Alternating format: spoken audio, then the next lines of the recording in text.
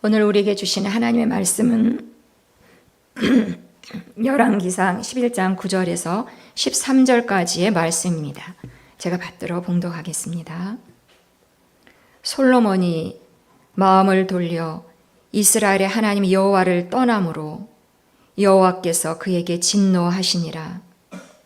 여호와께서 일찍이 2번이나 그에게 나타나시고 이 일에 대하여 명령하사 다른 신을 따르지 말라 하셨으나 그가 여호와의 명령을 지키지 않았으므로 여호와께서 솔로몬에게 말씀하시되 내게 이러한 일이 있었고 또 내가 내 언약과 내가 내게 명령한 법도를 지키지 아니하였으니 내가 반드시 이 나라를 내게서 빼앗아 내 신하에게 주리라. 그러나 내 아버지 다윗을 위하여 내 세대에는 이 일을 행하지 아니하고 내 아들의 손에서 빼앗으려니와 오직 내가 이 나라를 다 빼앗지 아니하고 내 종 다윗과 내가 택한 예루살렘을 위하여 한 지파를 내 아들에게 주리라 하셨더라. 아멘.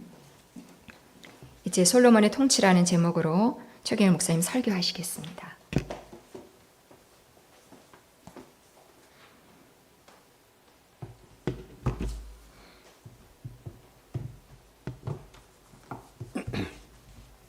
오늘부터 열왕기상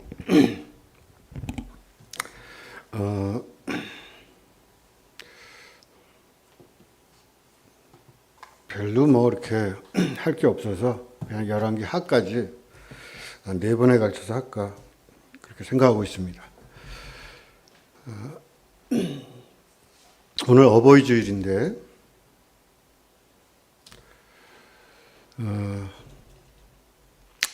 어른들을 생각하면은 또 부모님, 여기 부모님 또 돌아가신 분들도 계실 테고, 잘 모시기가 쉽지 않죠. 그러니까 부모를 공경하라는 그 계명도 있는 거겠죠. 가만둬도 공경을 잘 하면은 그런 계명을 주셨을까 싶습니다. 어른은 나이가 들면 사람이 약해지잖아요. 보잘것 없어지고 약해지고. 그러니까 어린이 주일이든지 어버이 주일이든지 약자를 생각하는 그런 주일이라고 볼 수 있습니다. 어린이는 약하죠. 그러니까 약한 자를 함부로 대하지 마라. 거기에 사실은 다 포함이 되어 있다고도 볼 수 있습니다. 어린이든지 노인이든지 약자 아니에요? 약자를 함부로 하지 마라. 나이가 들면 다 약해지죠. 그걸 알면서도 이해를 완벽하게 몸으로 못하기 때문에 섬기기가 어렵습니다. 나이가 들면은 눈이 잘 안 보인다는 것을 아는데 눈이 침침해지잖아요. 시력이 저도 엄청나게 시력이 약해진 것 같아요. 그래서 보면은 그냥 괜찮은 것 같아요. 근데 안경을 쓰고 보면은 괜찮지가 않아요. 나이가 들면은 80, 90대잖아요. 그냥 모릅니다. 그러나 젊은 사람이 보기에는 보이죠. 더러운 것도 보이고 흠도 보이고 다 보이지만 나이 들면 안 보여요. 깨끗해요 그냥. 그를 머리로는 이해를 하는데 막상 보면은 몸으로는 이해가 안 되는 거예요. 머리로만 이해하고 늙어봐야 한다. 그 말이 딱 맞아요. 그래야지 몸으로 알게 되는 거죠. 최대한 그를 계속해서 기도하면서 그렇게 자기 생각을 자꾸 바꿔가면서 하는 도리밖에 없죠. 몸은 일단 이게 보기가 벌써 싫은데요. 그러니까 약해진 사람, 그런 사람들을 그 사람의 입장에서 이렇게 생각하고 그러는 힘이 아마 사람의 그 인간의 힘이 아닌가. 좋은 사람의 힘이라는 건 그 사람의 처지를 계속해서 이해하고 자기도 그런 처지가 돼보고 그렇게 해야 되지 않을까 싶습니다. 나이가 들면 어쩔 수가 없어요. 그거를 자꾸 되새겨야 됩니다. 나이 든 사람들 뭐 어쩌고 저쩌고 하지만 실제가 나이가 들면 그렇지 않아요. 나는 그런 사람들이 나중에 더 할 거라고 생각합니다. 젊을 때 뭐 나이 들면 나는 이렇게 해요. 난 저렇게는 안 할 거야 뭐 하죠. 그런 말 안 하는 사람은 그렇게 안 해요 좀. 그런 말 하면서 사는 사람들은 벌써 성격이 그런 거야. 나이 들면 뻔해요. 그 사람은 더 합니다. 나는 나이 들면 저렇게 난 사람, 그런 마음 안 가지고 사는 젊은 사람은 없어요. 모든 젊은 사람은 그런 마음을 가집니다. 좋은 사람이나 얼마나 가지냐가 문제지. 근데 그런 말 할 것도 없어요. 나이 들면 어쩌니 저쩌니 그런 말을 할 만한 수준이면은 그 정도 수준의 사람인 거예요. 봐도 그냥 그렇구나 이해하면서 이렇게 넘어갈 수 있는 수준의 사람은 나이가 또 들어도 또 곱게 그렇게 살아요. 어쩌고 저 나이 들면 어쩌고 뭐 나이 들면 이거 뭐 그렇게 뭐 지적질하고 욕하고 하는 젊은 사람이 나이 들면 더 할 것이 아닐까. 저는 그렇게 생각합니다. 나이 든 분들에게 잘해라. 약자에게 잘해라. 강할 때. 강한 자가 이러고 저러고 말을 할 필요는 없어요. 약한 사람한테. 그건 약자나 하는 소리지. 모든 사람은, 인간은 다, 당신도 뿐만 아니라 The Great 다윗도 결국은 나이가 들어서 늙으니까 어쩔 수가 없어요. 그래서 열왕기상 1장 1절이 어떻게 시작하냐면 다윗 왕이 나이가 많아 늙으니 이불을 덮어도 따뜻하지 아니한지라 이렇게 시작합니다. 1장 1절이에요. 다윗이 늙어서 추워. 이불을 덮어도 추워요. 그렇죠? 그러니까 제가 이제 차를 타고 이렇게 가면은 더울 때 여름에 에어컨을 켜잖아요. 에어컨을 켜면은 우리 장모님이 에어컨 켰어? 이래요. 난 더워 죽겠는데. 근데 장모님은 에어컨을 켜지 않는 게 좋은 거예요.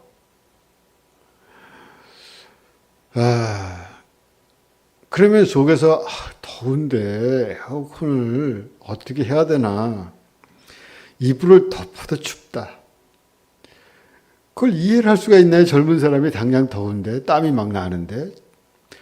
근데 젊은 사람, 자기 이기적인 사람은 자기 쪽으로 생각을 해요. 더운데, 내가 더운데, 다른 사람은 추운데, 그 생각이 좀 덜한 거죠. 그 다윗도 늙어가지고, 다윗의 나이가 70입니다.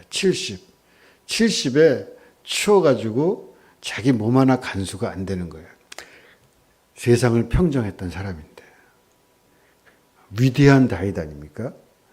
그 위대한 이스라엘 역사에서 다윗이 나라를 굳건히 사울로부터 시작해서 이스라엘 역사가 지금 3,000년이 지난 역사에서 3,000년 역사에서 최고의 인물이에요. 다윗은. 이스라엘 전 역사에서. 물론 나라를 잃은 기간이 많지만 3,000년에 한 번 날 사람. 뭐 밀레니엄급이 아니에요. 그냥 3,000년 전 역사라고 해도 과언이 아니죠. 이스라엘의 전 역사라서 메시아가 만약 온다 미래에 그럼 다윗의 가문이어야 된다 이런 룰까지 생긴 사람이에요. 메시아도 다윗에게 예속이 돼요. 그만큼 거대한 사람입니다. 다윗은. 그런데 그 다윗이 나이가 70이 되니까 늙어서 자기 몸 하나 간수가 안 돼요. 그래서 신하들이 너무 이불을 덮어도 추우니까 젊은 여자를 하나 이불 속에 넣어줘야겠다. 그래서 아리따운 여자를 하나 뽑아가지고 다윗의 이불 속에 넣어줘요. 그렇게 됩니다. 사람이. 그 여자 이름이 아비삭이라는 여자예요.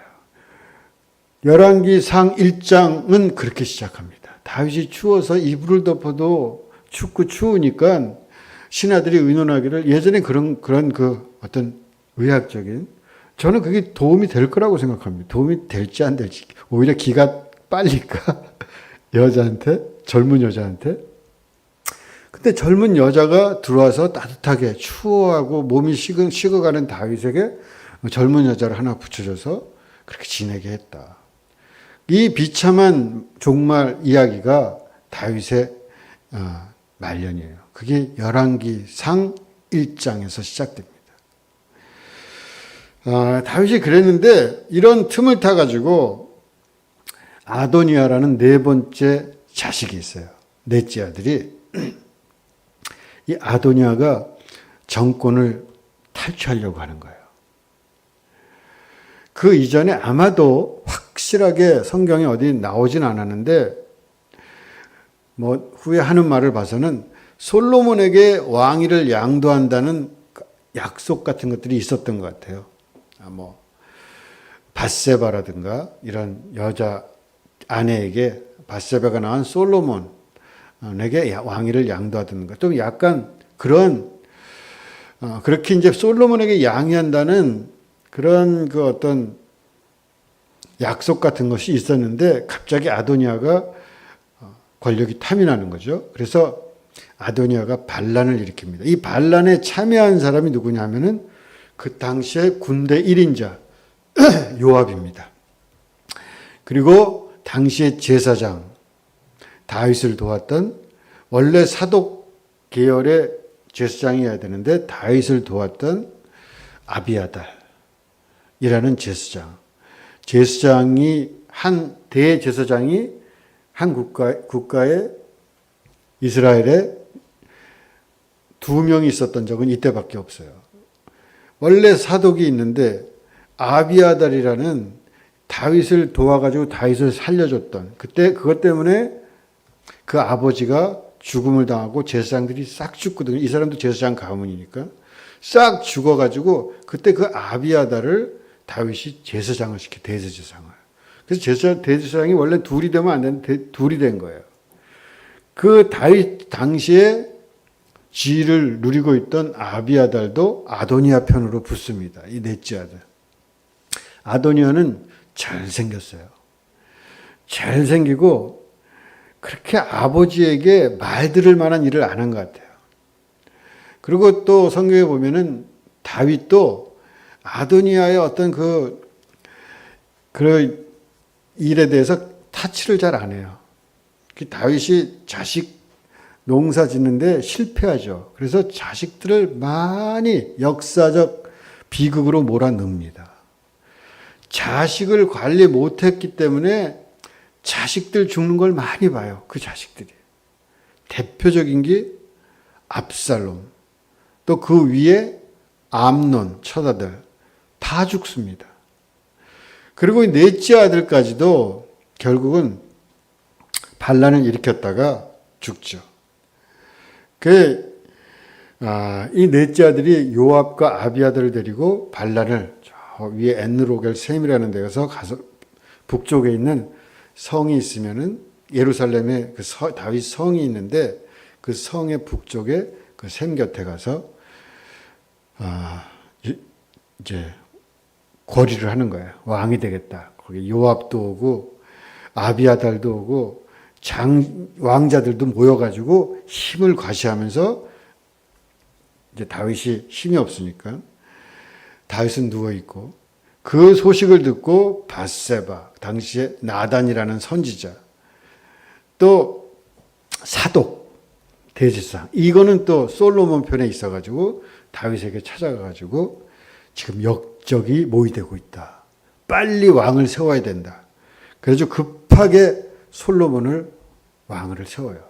솔로몬은 남쪽에 예루살렘 성이 이렇게만 있다 그러면은 이쪽이 동쪽, 그죠? 동서북남이잖아요.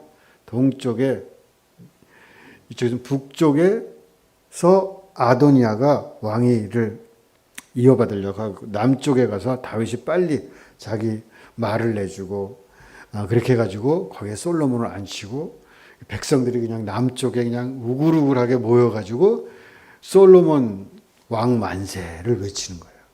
그러니까 갑자기 북쪽에서 이게 뭔 소리냐? 다윗 왕이 솔로몬에게 왕위를 계승했습니다. 온 백성이 따르고 있습니다. 그러니까 막 놀래가지고 그냥 이 사람들이 다 도망가는 거예요. 그렇게 해서 솔로몬이 왕이 됩니다.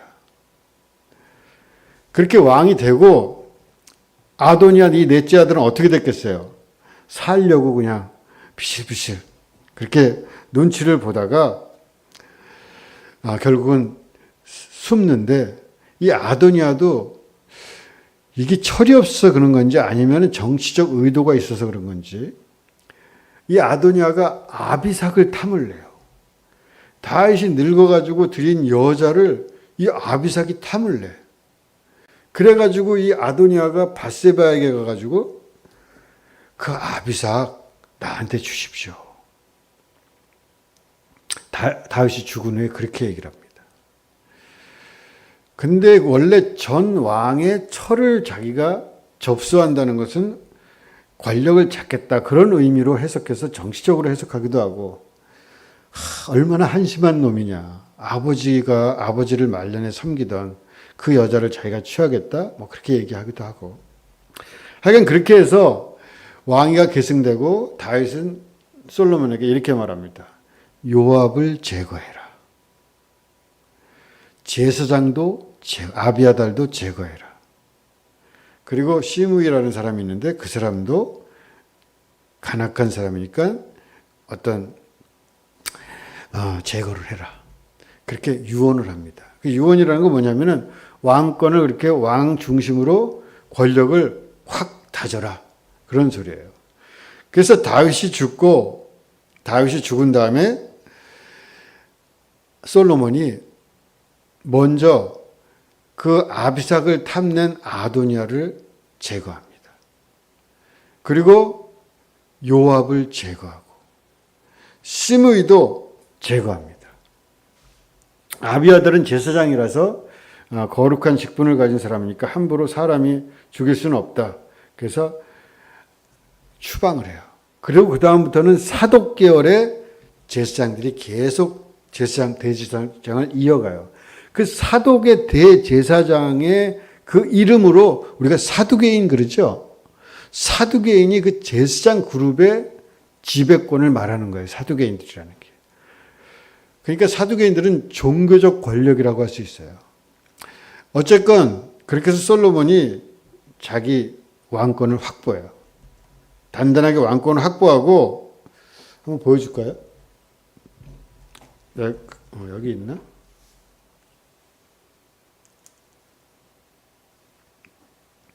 열왕기 상과 하는 왕국, 통일 왕국을 세운 것은 다윗입니다. 다윗이라고 할 수 있어요. 물론 사울도 했지만 사울과 다윗, 그 다음에 솔로몬까지가 통일 왕국이에요. 그리고 솔로몬이 지난 다음에 그 아들 르호보암 때에 가가지고 왕국이 갈라져요. 그래서 분열 왕국, 북쪽의 왕국이 이름이 뭐예요? 북왕국이 북이스라엘, 남쪽 왕국은 남유다. 그래서 북쪽의 이스라엘과 남쪽의 유다, 북쪽의 조선 민주주의 인민공화국인가? 북쪽에 그렇게 나오고 남쪽에 뭐예요? 우리는 국호가 대한민국 하여튼 그 리퍼블릭 오브 코리아가 아래에 있고 저 북쪽에 북조선인민공화국이 위에 있고 그 북쪽과 남쪽이 갈려요. 분열왕국이 됐다가 북쪽이 먼저 망하고 제국에게 먼저 망하고 북쪽이 아수르에게 망하고 남쪽은 겨우 살아남았다가 남유다가 바벨론에게 망합니다. 그것이 열왕기서예요. 그 사이에 통일왕국의 솔로몬부터 해가지고 쫙 왕들이 북쪽의 왕들, 남쪽의 왕들이 북이스라엘의 왕, 남유다의 왕들이 쫙 엇갈리면서 이야기가 나오는 것이 열왕기서예요. 그리고 마지막으로 둘 다 망하고 끝납니다. 이스라엘의 비참한 역사예요. 다시 한번 보면은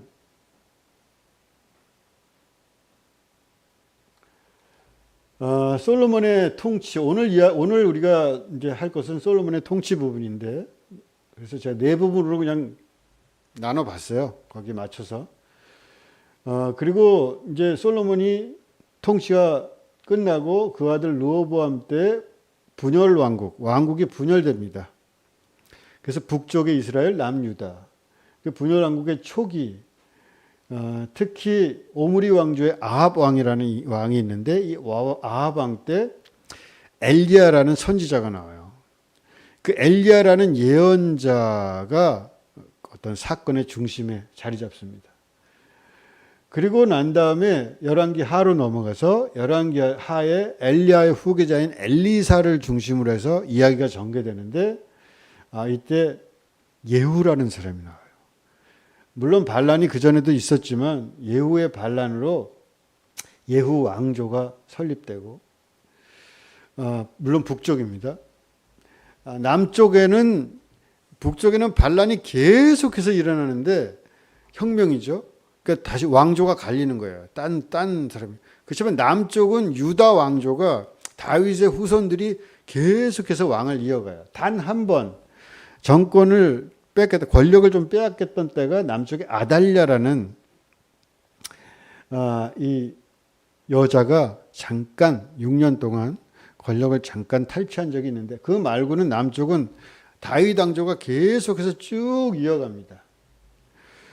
그렇게 해서 남북 왕국이 이어지고 14장에서 14장이 아니라 저 보면 25장이에요. 14장에서 25장 마지막 장까지는 여로보암 2세 첫 번째 분열 왕국의 북이스라엘 첫 번째 왕이 여로보암이거든요. 그것과 구분하기 위해서 이름은 같은데 우리가 여로보암 2, 세칸 여로보암이 되는데 여로보암 스가랴 저기 지금 줄을 바꾸는 거는 계속 혁명이 일어났어요. 반란이 일어난 거예요.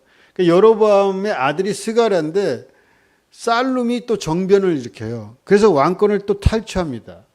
살룸 다음에는 무나임, 부가이야 다 정변으로 일어난 사람들이에요. 베가 마찬가지고. 그렇게 해서 호세아 때 아수르라는 대제국이 일어나면서 아수르에게 북이스라엘이 망하는 거예요. 근데 이때 히스기야라는 왕이 있었는데 그 밑에는 남쪽 왕들입니다. 그것까지 같이 있었던 사람들이 히스기야까지예요. 북이스라엘이 멸망할 때까지.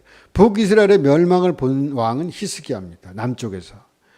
그러니까 이 히스기야는 딱 정세를 딱 알아차리고 그냥 모든 걸 끌어다가 그냥 갖다 바치고 살아남아요. 조공을 바치면서. 그리고 나서 히스기야 뒤로 이 므낫세, 아몬 다 다윗의 자손들이에요. 이 자손들이 쭉 이어와 가지고 맨 마지막 왕이 시드기야인데 그 바로 앞에 여호와긴이라는 왕이 바벨론에게 포로로 끌려갑니다. 이게 1차 포수라 그래요. 1차 포로로 끌려가는데 이 시드기야가 그러고 나서 자기가 삼촌인데 자기가 왕이 돼가지고 바벨론에게 굽신굽신하다가 눈치를 보다가 애굽을 밑에 에집트를 딱 보고 에집트에 가서 손을 잡고 우리 손 잡고 바벨론을 물리치자. 그러다가 시드기야는 아주 그냥 바벨론에게 죽사발이 납니다. 정말 인간이 당해서는 안 될 처절한 비극의 왕이 돼요. 그리고 이 시드기야도 바벨론으로 끌려갑니다. 어떻게 죽었는지. 그리고 나서 예루살렘이 멸망해요.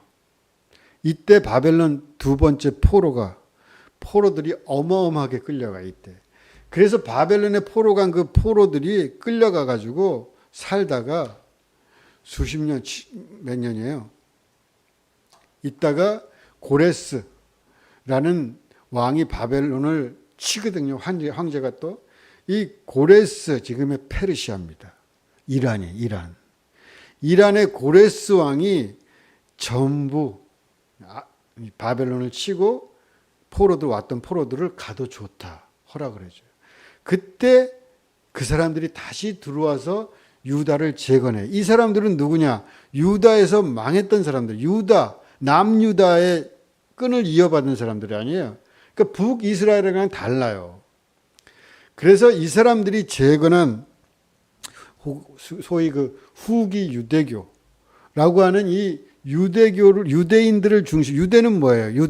유다의 자손들 아니에요? 유다는 네 번째 아들입니다. 야곱의 네 번째. 루벤, 시므온. 세 번째가 누구죠? 레위. 루벤, 시므온, 레위. 그 다음에 유다잖아요. 야곱의 12아들, 마지막에 베냐민, 요셉까지 해가지고 12아들이 지파를 만든 거 아니에요? 12지파라는 게. 근데 그 12지파 중에서 네 번째가 가장 강해서 유다 지파가. 그래서 남쪽에 유다 왕국을, 다윗의 유다 왕국을 건설한 거 아니에요? 북쪽에 북이스라엘. 그러니까 북이스라엘이 아수르에 먼저 망하면서 멸절되다시피 하고, 물론 남은 사람, 이건 유다의 반흡수됩니다. 근데 포로로 돌아와서 유다가 왕국을 다시 좀 왕국이라고 하던 식민지적인 왕국을 다시 세우면서 유다를 중심으로 세워요. 그래서 지금 우리가 이스라엘 사람들 유대인 그러잖아요.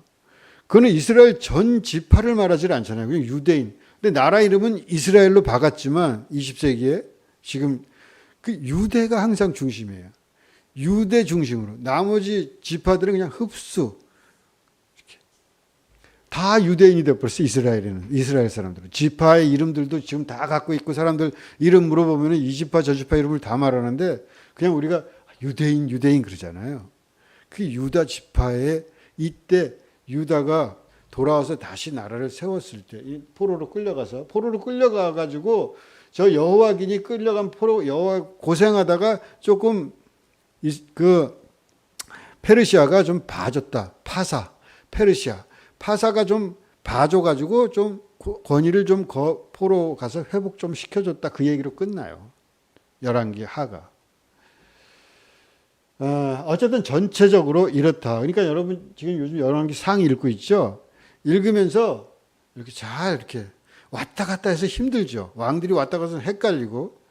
제가 다음번 한 번 더 읽을 텐데 열왕기상 그 전에 뭐 이렇게 표라도 한번 올려주든지 해야겠어요. 왕들 이 표.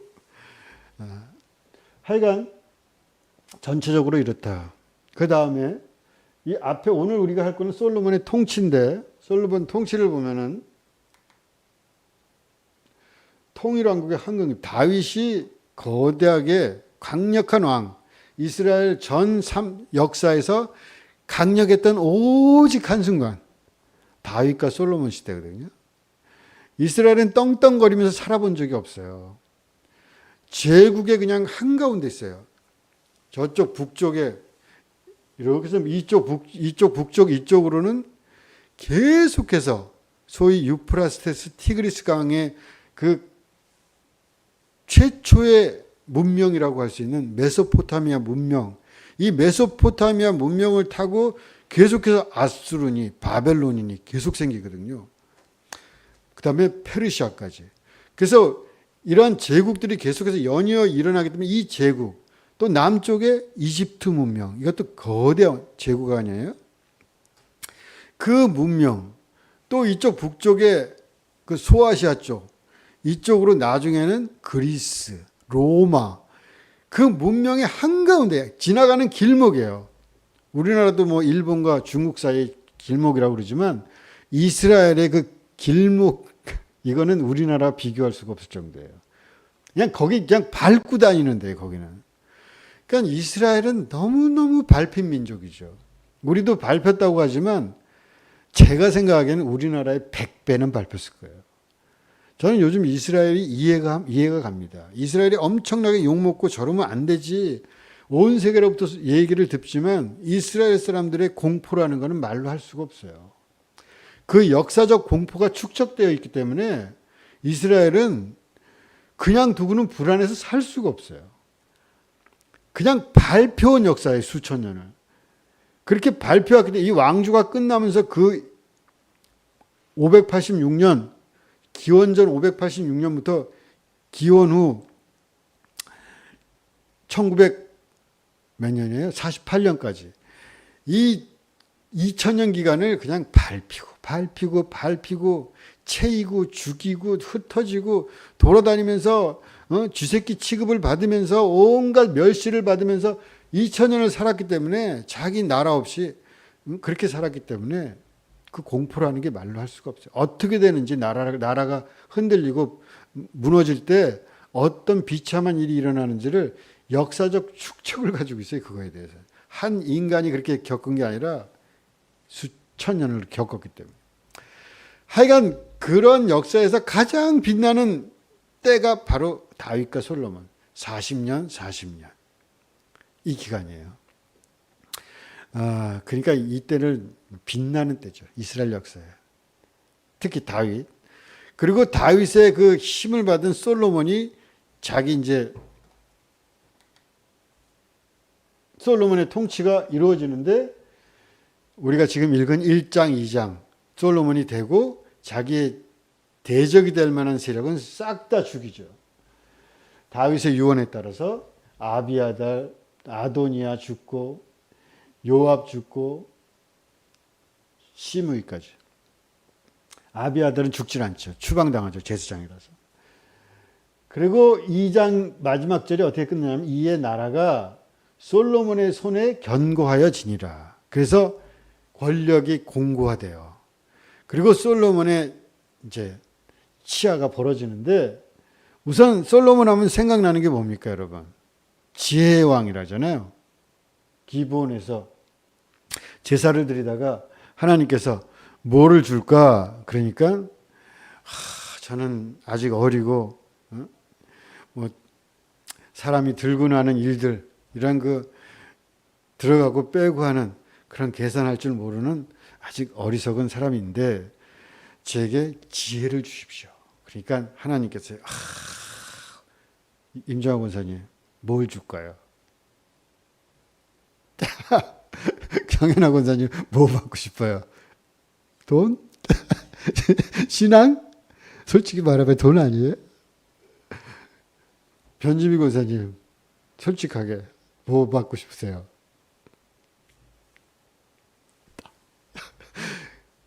돈 받고 잘 그렇게 멋있게 또 좋은 사람으로 살면 되잖아. 그죠? 근데 솔로몬은 지혜를 구했다 이거예요. 그러니까 하나님이 뭐라고 하냐면 야, 돈도 안 구하고 지혜도 안 구하니 돈도 지혜도 막 줄게. 그 돈을 구하면 돈밖에 못 받지 지혜를 구하면 다 받는데 변지민 권사님 이렇게 하면 안 되지. 그 솔로몬이 지혜의 왕이 됐다. 그 유명한 게 뭡니까? 솔로몬 재판 아니에요? 아이를 하나 데리고 와가지고 서로 자기 아이라고 주장하는 두 어머니가 있는데 솔로몬이 야 어쩔 수 없다. 반 갈라가지고 나눠. 그러니까 진짜 엄마가 아닙니다. 제 아이가 아닙니다. 저 여자 아이입니다. 저리 주십시오. 그랬다는 거 아니에요? 그러니까 솔로몬이 너가 진짜네. 그게 유명한 솔로몬 재판 아닙니까? 그렇게 지혜로웠다.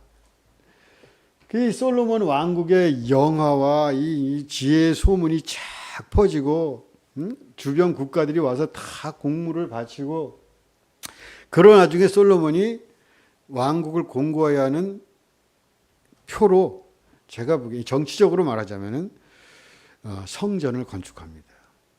그거는 거기에 중심을 딱 박는 거예요. 거기 딱 박았기 때문에 거기는 그냥 마음의 중심이 되는 거예요. 지금도 그렇잖아요. 지금 3000년이 지났는데 지금도 그 예루살렘 때문에 피비린내가 나지 않습니까? 맨날. 그 이스라엘이 그걸 포기를 못 하잖아요. 포기할 수가 없어. 지금 모스크가 돼 있잖아요. 근데 그걸 포기하지 못해가지고 그 서쪽 담벼락에 와가지고 이렇게 성전이 이렇게 있거든요. 이쪽이 동쪽이고 이쪽에 이제 그 뭐예요? 언덕이 있잖아요. 겟세마네 언덕이 있는 그 동쪽이 이렇게 있으면 이쪽 이렇게 서쪽이고 이쪽이 뭐예요? 북쪽이고 남쪽이고 이쪽이 서쪽이잖아요. 동서. 이쪽에 보면 요만큼 벽이 보이는 부분이 있어요. 이쪽이 유대 이스라엘인들이 거기까지 올 수 있는 거예요. 관할 지역이에요. 그 벽을 붙잡고 서쪽 벽을 통곡의 벽이라고 해서 그렇게 성전을 향해서 그냥 벽을 치면서 울잖아요. 그렇게 된 거예요. 예루살렘이. 거기다 성전을 지어놔가지고.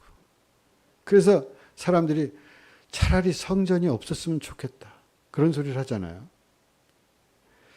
어쨌든 그 성전을 솔로몬이 세워요. 7년에 걸쳐서. 거기 보면은 뭐 성전 건축 준비를 하고 뭐 성전 건축을 위해서 기술자들이 오고 또 제목들이 오고 북쪽에서 지금 레바논이랑 이스라엘이랑 난리 났잖아요. 그 레바논 북쪽에 좋은 그 높은 산들이 막 많은데 그 산들에서 내려온 물로 갈릴리까지 이렇게 오는 거예요. 눈이 녹아서. 근데 거기 그 높은 산들에서 그냥 백향목이라는 어마어마하게 질 좋은 커다란 제목들이 와가지고 그걸 바다로 띄워가지고 이렇게 내려보내가지고 거기서 건져가지고 그렇게 예루살렘을 지어요. 그런 성전 건축을 7년 하고 그거 끝난 다음에 또 왕궁도 짓습니다. 솔로몬이. 왕궁은 13년. 그래서 총 20년. 솔로몬 제2의 반을 건축을 하는데 많은 노력을 해요. 그래서 딱 쓰는 거죠. 우리 경복궁, 그냥 왜 경복궁을 짓냐? 경복궁 지으면서 사실은 엄청나게 국가적 영역이 소모돼요. 사실 그때 그럴 때가 아니다 하는 사람 많잖아요. 대원군이 그걸 경복궁을 다시 복원해가지고 짓는데 엄청나게 들여가지고 사람들을 많이 죽이면서 짓지만 그때가 그럴 때냐. 나라가 지금 풍전등화 외세에 난리 나서 일을 판인데 그때 국력을 강화하고 뭘 하는데 경복궁을 왜 짓냐. 그런 소리를 하지만 그게 버젓이 하나 딱 있음으로써 왕권이 강력하다는 표시가 되는 거죠. 그런 식으로 이 솔로몬은 왕궁을 그냥 딱 성전과 비할 수 없이 또 더 멋지게 13년에 걸려서 그렇게 지어놓고 거기다가 언약궤를 모시고 그러고 나서 솔로몬이 일장 연설을 합니다. 그 일장 연설에 아마도 그러니까 열왕기서가 쓰여진 게 아마 저는 그렇게 생각해요. 훨씬 후될 거다 이렇게 생각해요. 거기에 뭐라 그러냐면 솔로몬이 이 성전을 바라보며 기도할 때 하나님 그 기도를 들으주십시오. 또 뭐 나라가 망해가지고 저쪽 포로로 잡혀갔을 때 우리가 눈물을 흘리며 기도하면은 우리를 회복시켜 주십시오. 뭐 이런 말. 그러니까 역사적 정황들이 그 기도에 다 담아 있어요. 그러니까 아마도 그 기도문이 작성된 거는 후대일 거다 그렇게 생각을 하는데 하여튼 솔로몬이 그런 연설을 하고 기도를 하고 그 성전을 다 건축한 이스라엘 백성들을 축복하고 성전 봉헌을 마감합니다. 여기 보면 다윗 약속이라는 게 있잖아요. 다윗의 약속. 다윗의 약속이라는 것의 핵심은 뭐냐면은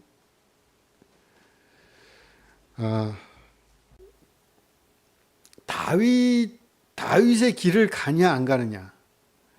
그러니까 다윗에게 하나님께서 네가 잘 지키고 그러면은 다윗의 위, 소위 왕권을 계속해서 너의 자손에게 주겠다는 약속이에요.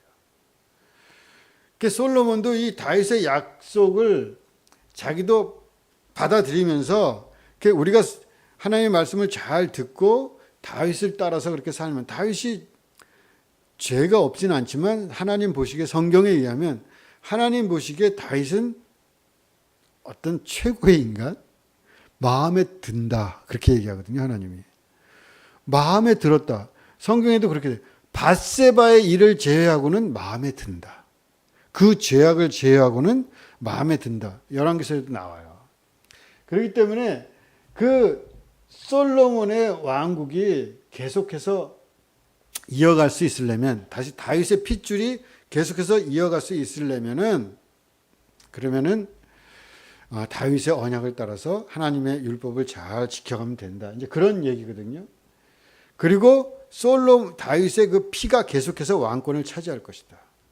그래서 결국 이 약속이, 왜냐하면 다윗 때문에, 다윗에게 약속이, 너의 자손들이 왕위를 차지할 거라는 이 약속, 하나님의 약속 때문에 예수 그리스도도 다윗의 자손이 되잖아요. 그러니까 그 이스라엘 사람들은, 유대인들은 그 성경에 맹맥히 내려왔던 이 다윗의 약속을 항상 기억하고 있어요. 그래서 예수 그리스도도 여기로 이어져야만 돼요. 하여간 그 다윗의 약속을 따라서 너의 족속, 그러니까 남쪽 유다는 한 번도 왕권이 역성혁명이 안 일어나요. 성이 안 바뀌어요. 그냥 다윗의 후손들이 계속해서 남쪽 유다는 이어지는 거예요.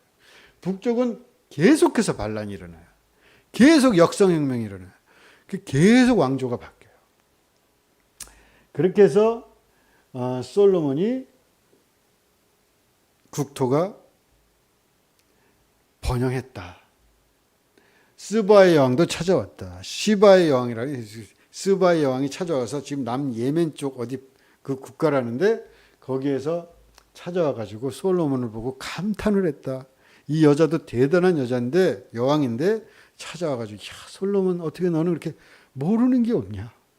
내가 듣기로 그냥 그렇게 지혜롭다고 들었는데 와서 보니까 2배는 더 지혜롭다. 그러면서 스바의 여왕이 그냥 찬탄을 했다는 거 아니에요? 또 전설에 의하면 이렇게 해가지고 연결이 돼가지고 솔로몬의 자손이 저 에티오피아에 가가지고 거기서 에티오피아 기독교가 세거든요. 거기 기독교가 있는데 그 기독교는 자기들이 솔로몬의 자손이라고 생각해요. 흑인인데. 하여튼 그런 그 파가 있어요. 지금도 있습니다. 어쨌든 솔로몬의 그 영화가 그냥 계속해서 불어나고, 솔로몬의 지혜, 솔로몬은 하여튼 식물, 동물, 말만 나왔다면 모르는 게 없어. 그냥 솔로몬 백과사전. 그냥 AI예요. 그래서 이 AI 솔로몬에 대한 소문이 퍼지고 그 영화가, 지혜가 퍼졌다. 그리고 솔로몬이 11장에 죽거든요. 마지막에. 근데 11장에 보면은, 이거 불편하네. 제가 오늘 한번 해봤거든요.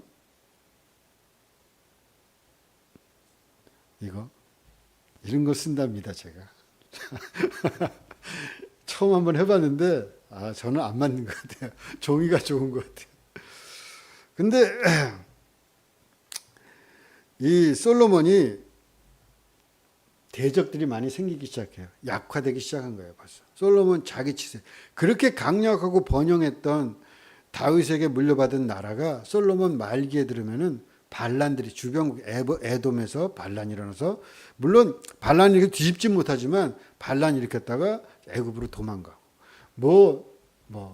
이런 식으로 저 북쪽에서는 또 르소니, 이 에돔 쪽에서는 하다시, 이렇게 해가지고 반란을 일으키고 막 이런 것들이 생겨요.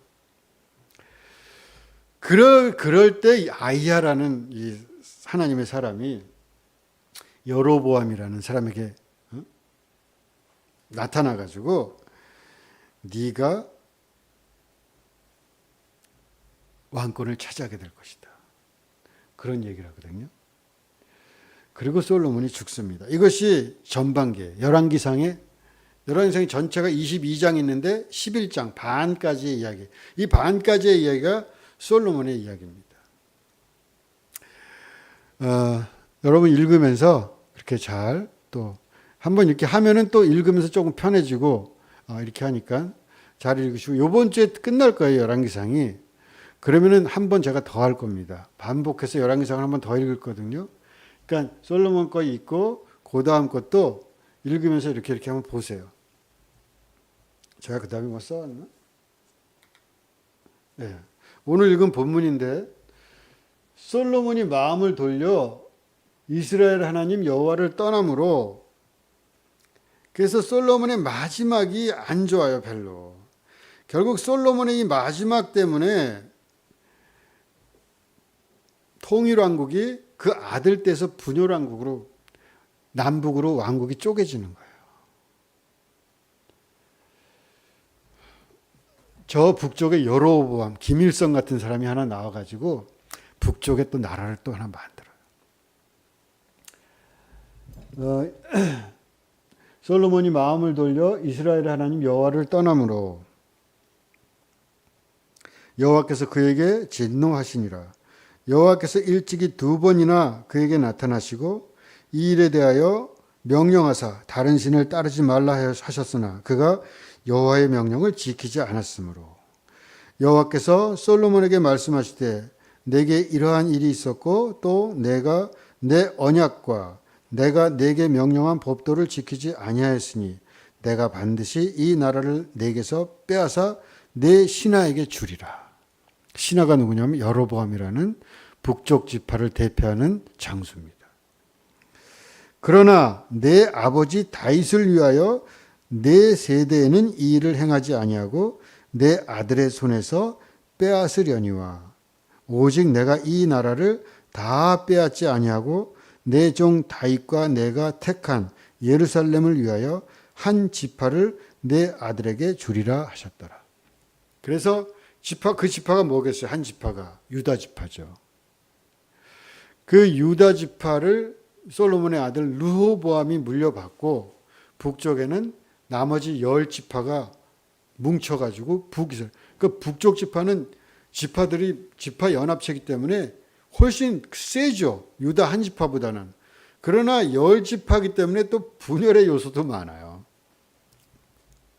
그렇게 해서 북쪽과 남쪽이 솔로몬에서는 안 갈리지만 그 아들 떼에서 갈린다. 너한테서 가르지는 않겠다. 왜? 네 아버지를 봐서. 이게 마지막에 솔로몬의 마지막 부분에 나오는 거예요.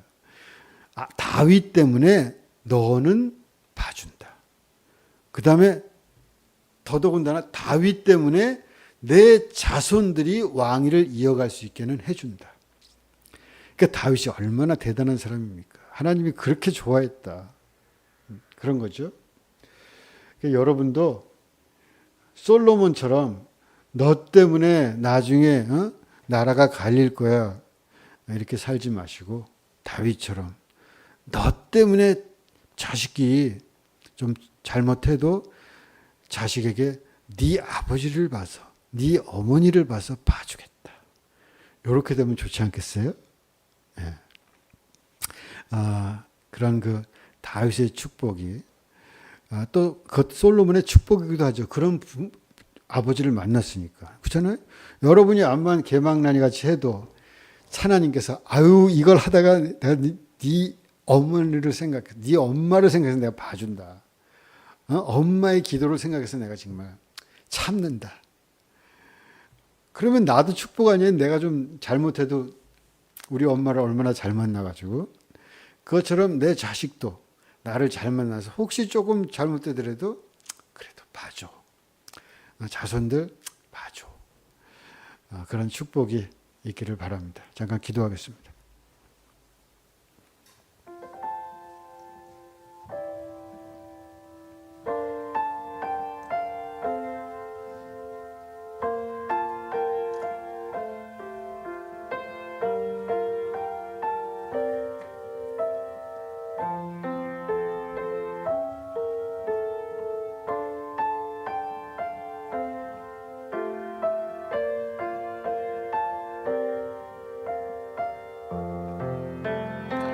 하나님, 부모님과 어른들에게 지은 저희의 많은 죄들을 용서해 주옵소서. 보이는 부모님을 공경하지 않으면서 보이지 않는 하나님을 공경한다는 저희의 공허한 믿음을 고백합니다. 부모를 공경하라. 축복의 약속이 있는 이 첫 계명을 굳게 지키며 살 수 있도록 산다는 것을 더 깊이 바라보고 더 따뜻한 기도를 하며 살게 하여 주시옵소서. 세상의 모든 부모님들에게 웃는 낯으로 대하게 하여 주시옵소서. 다정하게 말하고 따뜻하게 손을 잡을 수 있도록 저희의 마음과 몸이 매일매일 착하고 아름답게 만드시기를 원하며 정신없이 살던 세상을 뒤로하고 여기 주님의 전에 나왔사오니 다시 저희에게 새 힘을 주옵소서. 부모를 공경하고 자식에게 축복을 전하는 위대한 삶을 살게 하여 주시옵소서. 예수 그리스도 이름으로 기도합나이다. 아멘. 좋으신 하나님 부르면서 봉헌하겠습니다.